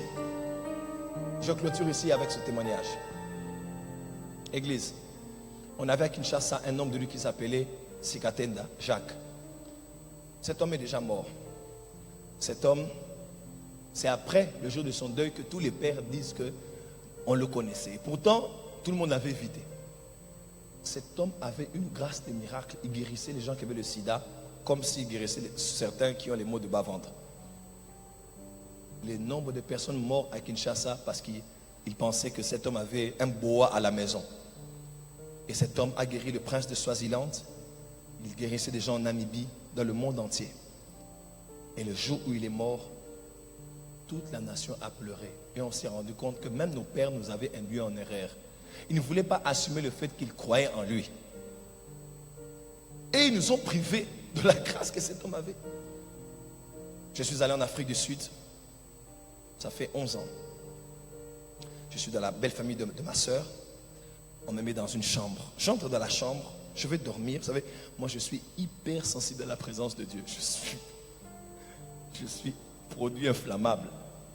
Là où Dieu est, je sais sentir. Même quand c'est dans un emballage de Dieu n'est pas là, il ne peut pas être là. Je sais sentir que mon Dieu est là. Je suis très, très sensible à la présence de Dieu. Et à la présence des occultistes. Je ne les rate pas. Regarde-moi bien, je t'ai déjà vu. Alléluia. Bishop, je dors et je sens la présence de Dieu. Je dis, qu'est-ce que c'est que ça? J'ai dit, la présence de mon Jésus est ici. Qu'est-ce qui se passe dans cette chambre? Je me suis levé, j'ai dit, qui dormait dans cette chambre? On m'a dit, ici dormait récemment Jacques Sikatenda. J'ai dit, oh, celui qui est mort, on a dit oui. J'ai dit, quoi? Parce qu'on a tous grandi avec des clichés, que c'était un occultiste, il s'habillait en blanc. Il y a des gens qui s'habillent en blanc parce que Jésus leur était apparu en blanc. Donc, c'est la révélation à eux. N'est-ce pas? J'ai dit, quoi? Et ils m'ont dit, mais toi, vous avez dit, on n'a jamais vu un homme aussi humble que lui. On n'a jamais vu un homme aussi simple que lui. On n'a jamais vu un homme aussi aimant que lui. J'ai dit, quoi? Cet homme-là? Mais on nous avait dit, non, c'est vraiment un serviteur de Dieu. Et j'ai pleuré parce que je me suis rendu compte que dans ma famille, il y a des gens qui avaient le sida qui sont morts. Et aujourd'hui, tout le monde veut aller au Nigeria. Et pourtant, on avait un homme comme ça qui était à 20 minutes de chez nous. Combien de gens ont raté des grâces, des onctions, des manteaux, des faveurs? de l'argent juste parce qu'ils sont endormis. À partir de ce soir, Dieu te donne l'esprit des fils d'Issachar. Ce que je vous dis est d'une importance cruciale pour votre destinée. J'aimerais continuer avec ça demain, bien après-demain, demain matin. Je vais voir comment, même dimanche, je ne sais pas. Bon, je suis là pour travailler. J'ai feu vert de tirer. Dites amen bien. Mais j'aimerais clôturer ce soir en vous laissant dans la réflexion. L'onction qui coule sur la tête des chrétiens doit un peu entrer dans leur cerveau. Les chrétiens pensent que le christianisme est un suicide intellectuel. Donc tu ne réfléchis plus, tout ce que tu fais, c'est attendre de dormir. Ton cerveau est spirituel, ton cerveau est divin. Ouvre tes yeux et observe. Beaucoup de choses se sont passées cette année. Tu ne peux pas finir cette année juste par des déclarations et des affirmations. Non, non. On est venu à bénédiction dans l'Alliance pour se connecter à Dieu avec des nouvelles résolutions pour l'année prochaine. Tu ne peux pas finir cette année avec des... Non! Tu finis cette année avec des résolutions que tu as tirées, des grandes analyses que tu as faites. Quelque chose se passe à l'atmosphère. 2018, je vous donne juste un élément et je clôture. 2018 n'est pas une année comme toutes les années. Vous pouvez me croire que ce ne sera pas une année comme toutes les années. Dieu m'a dit, ça c'est pour moi, et je vous donne cet exemple parce que Dieu a dit à Ézéchiel, ce que je fais sur toi est un signe pour Israël. Des fois, tu n'as pas besoin d'écouter Dieu. Regarde la vie d'un prophète et tu comprendras ce que Dieu fait dans l'église. Dieu m'a dit, Joël, tu commences ton ministère en 2018. Je lui ai dit, Seigneur, et tout ce que je faisais ces années. Il m'a dit, tu combattais l'ours et le lion. Pourquoi? Parce que le chiffre 8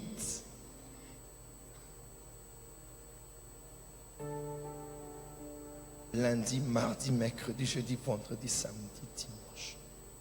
Lundi. Le premier jour de la semaine est au fait le 8e jour. Do, ré, mi, fa, sol, la, si. Do. Le do, c'est toujours le même do, mais à un autre octave.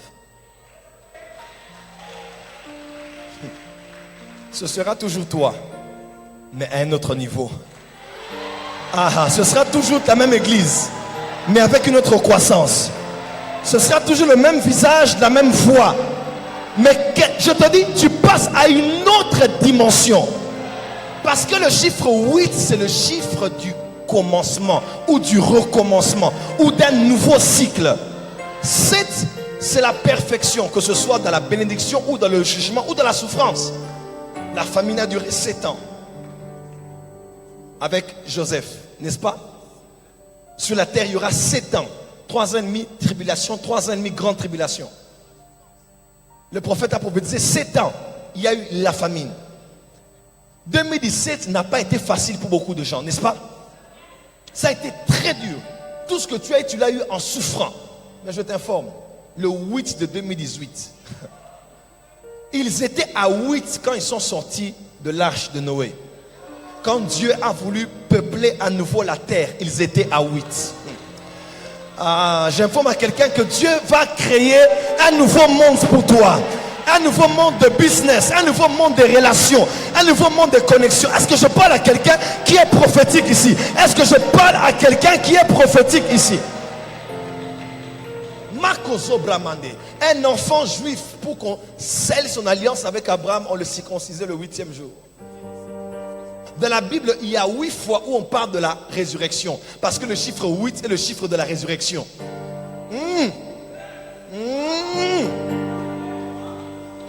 Il s'est montré à eux le 8e jour. Jésus. Le premier jour de la semaine. Quand le cycle a recommencé, il s'est montré à eux. Parce que 8 est le chiffre de la résurrection. 8 fois dans la Bible, on parle de ressusciter. 8 fois. Des hommes qui sont ressuscités 8 fois dans la Bible. Parce que 8 c'est la résurrection. Laisse-moi te dire, l'année qui commence est ton année de résurrection. Tout domaine qui semblait être mort pour toi et pour les domaines de ta vie, Dieu me dit de te dire, la puissance de la résurrection va sortir ce qui était enterré. Elle va l'exposer à nouveau. Reçois cela. Je dis reçois cela. Je dis reçois cela. Est-ce que je parle à quelqu'un qui comprend les choses qui se passent ici? Je dis reçois cela au nom de Jésus.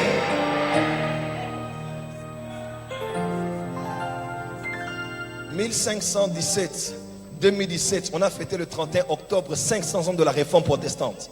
500 ans de la réforme protestante. 500 est aussi le chiffre de la résurrection. Il est écrit, il est apparu et puis à 500 autres lorsqu'il était ressuscité. Parce que 500 est aussi le chiffre de la... Il est prouvé même politiquement et anthropologiquement parlant, et même sociologiquement parlant, que chaque 500 ans, il y a l'ascendance soit de l'Orient et la descente de l'Occident.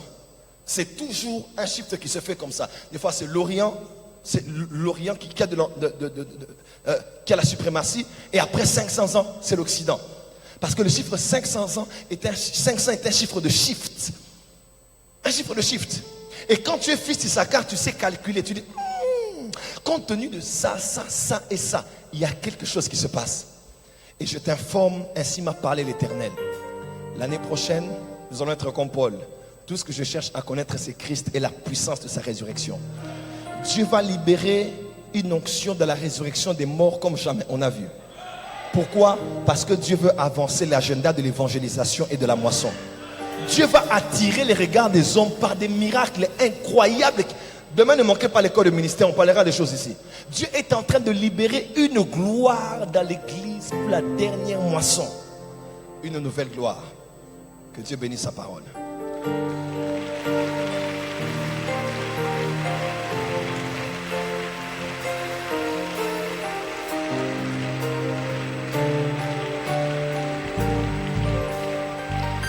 Levez les mains. Levez-vous s'il vous plaît. J'aimerais qu'on rentre comme ça, en réfléchissant.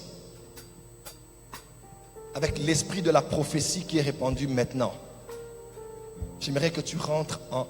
Dieu va éclairer ton intelligence. Demain, on va prendre une autre vitesse. Mais j'aimerais qu'on rentre avec l'esprit des fils d'Issachar. J'aimerais que tu fasses une analyse, une mathématique. Que tu additionnes les faits et ce qui se passe autour de toi. Certainement qu'il y a une voix de Dieu derrière les signes qui t'environnent. Tant sur le plan mondial, sur le plan géopolitique, sur le plan national, que sur le plan ecclésiastique. Bishop, je crois que cette église passe à autre chose. 2018. Oh my God. Oh my God. Oh my God.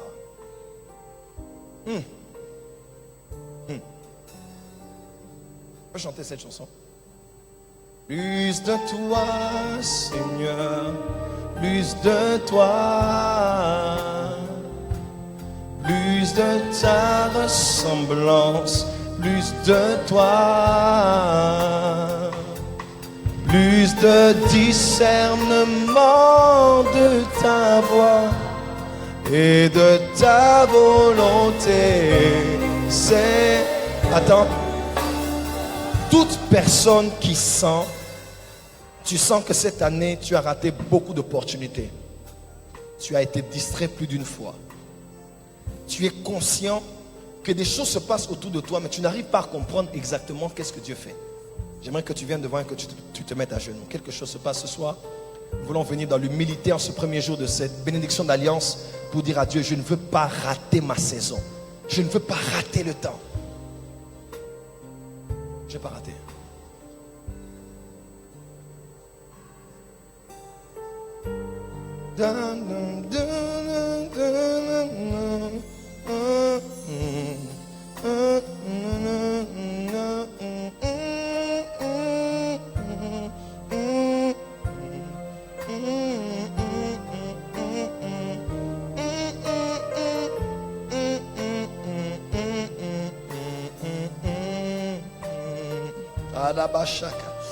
Commence à prier. N'attends pas qu'on te donne une requête. Commence à prier. Je ne veux pas être celui devant lequel Christ pleurera en disant, Joël, tu as raté le temps, je t'avais visité. Tu étais distrait.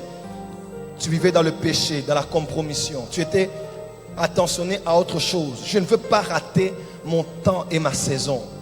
Dieu nous fait encore grâce dans sa miséricorde l'année prochaine, il nous ouvre encore une saison de faveur. Oui. Oui, il te remplacera les années qu'ont dévoré les sauterelles. Il est capable de le faire. De partout où vous êtes, si vous pouvez, mettez-vous à genoux, attendez-vous à Dieu. J'aimerais que tu lèves la voix et que tu pries. N'attends pas que je te donne une requête. Lève la voix et prie. C'est la fin de l'année. L'année prochaine ne doit plus être comme cette année. Quelque chose peut encore se passer. Il y a encore 2 à 3 semaines. Quelque chose peut se passer. Dieu peut te donner encore une seconde chance. Il peut te donner encore une opportunité de te récupérer. Il peut encore le faire. De remplacer les années qu'ont dévoré les sauterelles. Il peut le faire. Il peut le faire. Il y a quelqu'un qui nous suit en direct. Là où tu es, mets-toi à genoux. Alors que tu suis ce message, tu as raté les opportunités à cause du péché, à cause de la distraction, à cause des soucis de ce siècle. Ton attention a été portée sur beaucoup d'autres choses qui ne sont pas importantes pour ce que Dieu veut de toi. Dieu t'appelle à la gloire. Ne reste pas dans la distraction. Oui. C'est le moment d'arrêter avec des relations. C'est le moment de dire je renonce à cet homme, je renonce à cette femme, je renonce à ces amitiés. Il y a des relations qui vont créer une pesanteur dans ton esprit. Au lieu de prier, lire la Bible, réfléchir, voir comment investir, tu passes du temps avec des personnes qui ne te profitent en rien, mais qui volent ton temps, qui te poussent à la distraction.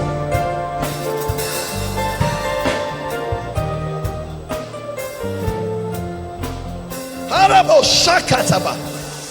Ah. Arabababoko shakarababoko shadarababoko sa.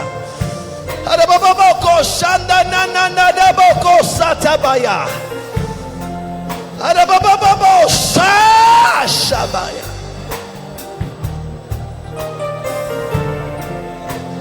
Mon esprit doit rester éveillé. Mon esprit doit rester éveillé. Mon esprit doit rester éveillé. Mon esprit doit rester éveillé. Je n'ai pas le droit de dormir.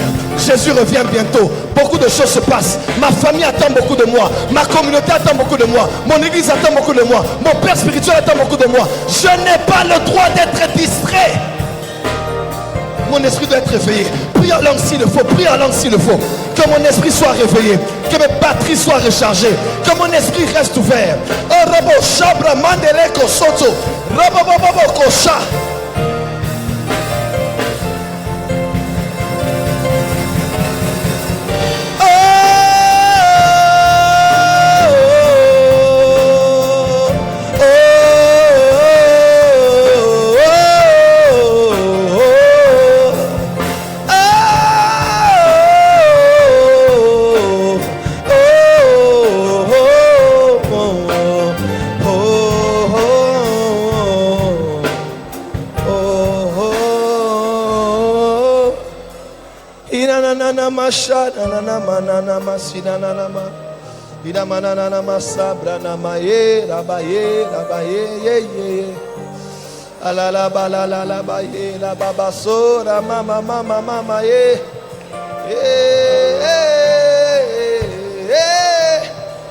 Makoma lesa pala katabayaba ala nana mashera nana mama mama ah hira nana mashera nana mama mama sora nana nana ma bale la basha la la bala la bala bala la bala la bala mama ha. Savoir connaître les temps, ce qu'il faut faire et comment il faut faire. Baisse le son. Écoutez seulement ce que je vous dis. Écoutez seulement ce que je vous dis. Il y a des gens ici, écoutez-moi. Des fois, l'appel du nouveau est déclenché par le départ de l'ancien. Je sens qu'il y a des gens qui doivent vider leur garde-robe. Dieu a commencé à te dire, prends tes chaussures, donne à une sœur de l'église. Prends tes costumes, donne à quelqu'un. Prends ce bien, donne à quelqu'un. Prends ce montant, donne. Écoute-moi, des fois le nouveau est appelé par le départ de l'ancien. Je sens qu'il y a des gestes que tu dois poser. Même après ce culte, il y a des choses qui vont déterminer tout le futur. Dieu a envoyé Moïse, mais il voulait tuer Moïse. Mais heureusement qu'il a épousé une fille d'un homme qui était un prêtre. Elle était rodée dans les choses spirituelles. Elle a coupé le prépuce de l'enfant. Directement, Dieu a épargné sa vie. Elle savait qu'en ce moment-là, il fallait faire cet acte qui a sauvé la vie du Sauveur. Il y a des actes que tu dois poser en cette saison. Je ne sais pas qu'est-ce que tu dois faire. Mais depuis quelques heures, quelques jours, Dieu te met à cœur de faire quelque chose pour l'église. Il te met à cœur de faire quelque chose pour ton pasteur. Il te met à cœur de faire quelque chose pour quelqu'un de ta famille. Même pour un parent qui est à Yamoussoukro ou ailleurs. Dieu te pousse à... Écoute-moi, il y a des actes qui peuvent activer des saisons. Il y a des actions qui activent des saisons, qui désactivent d'autres saisons. Dieu peut être en train de te dire maintenant, commence ton jeûne et prière maintenant. Ne dis pas, tu mangeras toujours jusqu'à la fin de ta vie. Mais il y a des actes qui peuvent tout déterminer de ce que seront les prochains jours. Ne sois plus distrait, quelque chose se passe. 2018, Dieu nous donne encore la faveur de recommencer avec lui. Tu étais tombé, tu étais perdu, tu étais alourdi. Ce message est vraiment venu pour toi. Dieu attend beaucoup de toi. Tu n'as pas le droit d'être distrait par de si petites futilités qui te prennent ton temps. Dieu t'a choisi et t'a mis à part pour cette nouvelle gloire qui arrive dans cette génération. Dieu élève des rois dans le monde économique ici. Vous ne serez plus distrait devant les opportunités d'affaires. Vous savez, même une femme chaque mois, elle a des périodes où elle est fertile, d'autres elle n'est pas fertile. Un homme peut déposer sa sémence dans la femme, rien ne se passe. Pas parce qu'il est incapable d'avoir un enfant, mais parce qu'il a mis sa sémence dans une période où la femme n'est pas fertile. Mais il y a des moments où la femme est fertile. Dès que tu mets ta sémence, conception, et elle est enceinte. Écoute-moi, l'année est parsemée des saisons fertiles. Écoute-moi, 2018 est très fertile. Tout ce que tu sèmeras, tout ce que tu feras. J'entends les paroles de Samuel à Saül en disant, en ces termes, lorsque ces signes auront eu pour toi leur accomplissement, fais ce que tu as à faire, car Dieu sera avec toi. Dieu a préparé l'atmosphère en cette saison. L'année qui commence est une année extrêmement glorieuse pour toi. Dieu a fini le travail du brisement. Dieu t'a cassé, il t'a frappé, il t'a jugé, il t'a écrasé. Il voulait que ce ne soit plus toi, mais que ce soit lui. Lorsqu'il t'élèvera, que tu ne te venges plus de tes amis, que tu ne prouves plus aux autres, que ce soit lui qui paraisse Jésus. L'année prochaine, c'est l'année de la résurrection. Et lorsque Jésus ressuscite, il n'a plus besoin de la porte. Parce que sa nature est une porte ouverte à toute maison qui se présente devant lui. Je prophétise une saison de résurrection. Je prophétise la puissance de la résurrection. Ta vie de prière morte, qu'elle ressuscite. Ta vie de méditation de la Bible et de prière, qu'elle ressuscite. Ta vie de gagneur d'âme que tu avais lâchée, qu'elle ressuscite. Ton zèle pour Dieu que tu avais perdu, qu'il ressuscite. Que Dieu ressuscite toutes tes relations qui étaient détruites et mortes à cause des maladresses humaines et caractérielles. Que Dieu ressuscite toute relation qui va te profiter encore. Reçois cela au nom de Jésus.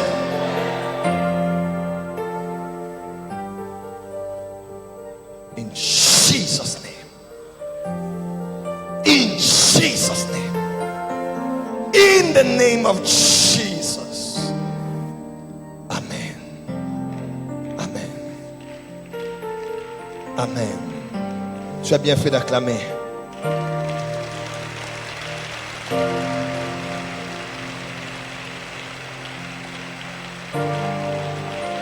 Arababasha. Arababasha. Arababasha. Hey!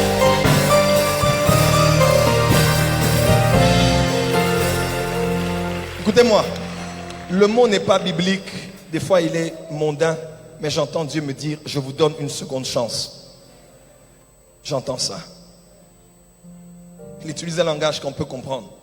Dieu nous donne une seconde chance. Écoute-moi, même si tu étais tombé, même si tu avais raté les opportunités, ce message n'est pas venu pour te condamner, mais pour te dire, Dieu t'aime tellement qu'il ouvre une nouvelle porte pour toi. Cette fois-ci, saisis-la et fais bon usage de ce qu'il te donne en cette saison. Demain, comme le bishop a dit, invite 5 personnes. Soyez à l'école du ministère, vous êtes dans les affaires, dans le ministère. Nous allons parler des choses. Écoute-moi, on ne doit pas finir cette année seulement avec les tombées. Non, on doit finir cette année avec tout. Avec l'onction, avec la réflexion, avec la prière, avec la consécration. Nous ne voulons pas avoir 2018 répétition de 2017. Je ne veux pas. Je ne veux pas que 2018 soit comme 2017. Je refuse. Je veux que ma vie décolle. Je veux que mon ministère décolle. Est-ce que quelqu'un est d'accord avec moi? Je dis, je veux que tout ce qui est à moi redécolle au nom de Jésus. Il en sera le cas pour toi. Au nom de Jésus. Amen. Que Dieu vous bénisse. Acclamez très fort pour le Seigneur. Que Dieu vous bénisse. Acclame très fort. L'onction des fils d'Issachar vient sur toi. L'onction des fils d'Issachar vient sur toi. In Jesus' name.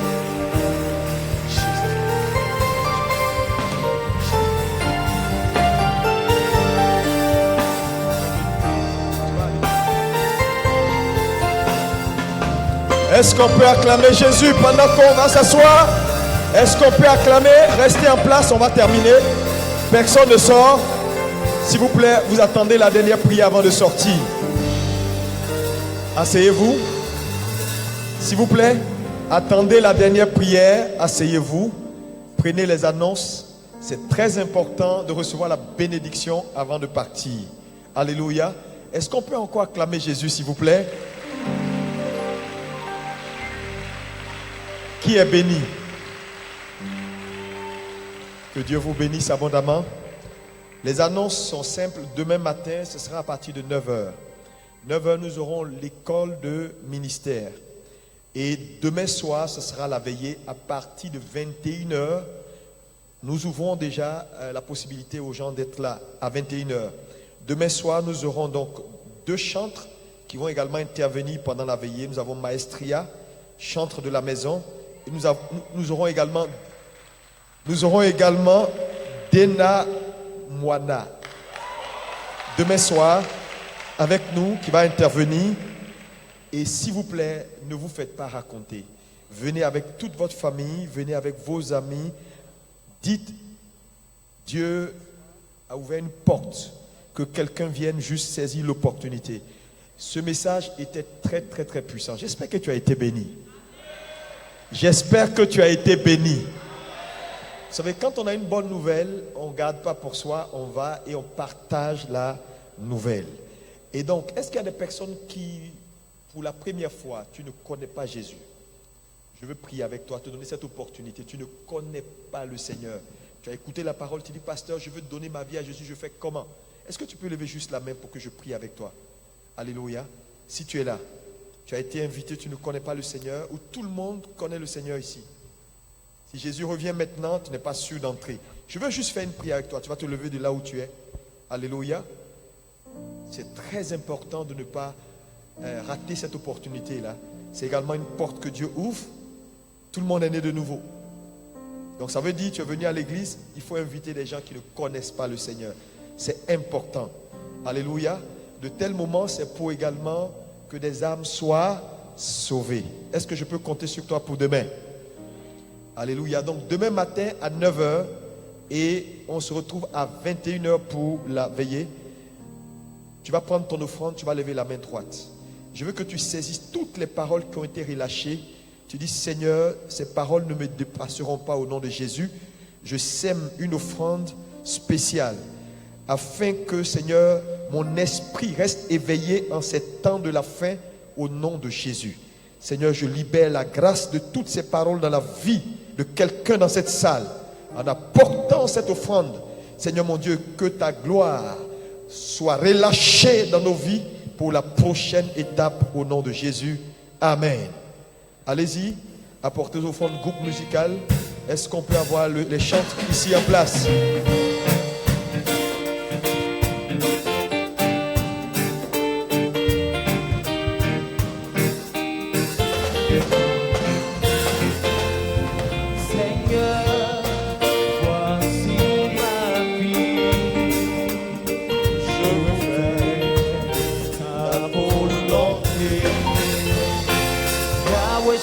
j'irai, voici ma vie.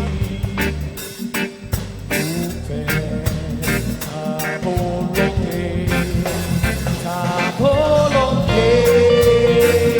Est-ce qu'on peut ensemble louer le Seigneur? Ta volonté,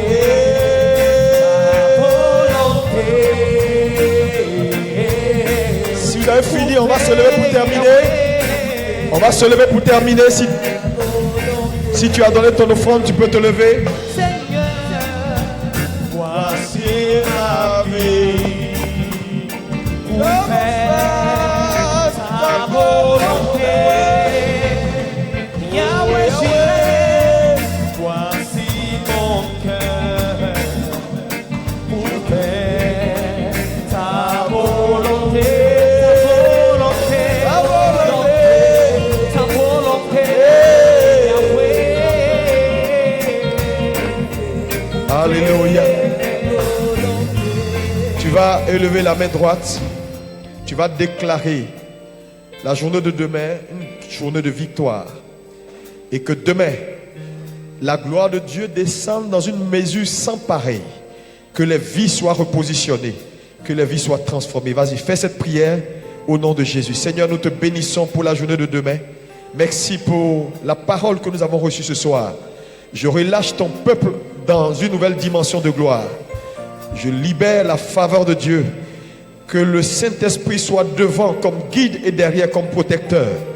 Merci d'avoir été avec nous. Merci pour ce moment de gloire. Au nom puissant de Jésus-Christ de Nazareth, nous avons prié. Je veux que le peuple de Dieu dise Amen. Donc on se revoit demain pour l'école de ministère et le soir pour la veillée. Que Dieu vous bénisse.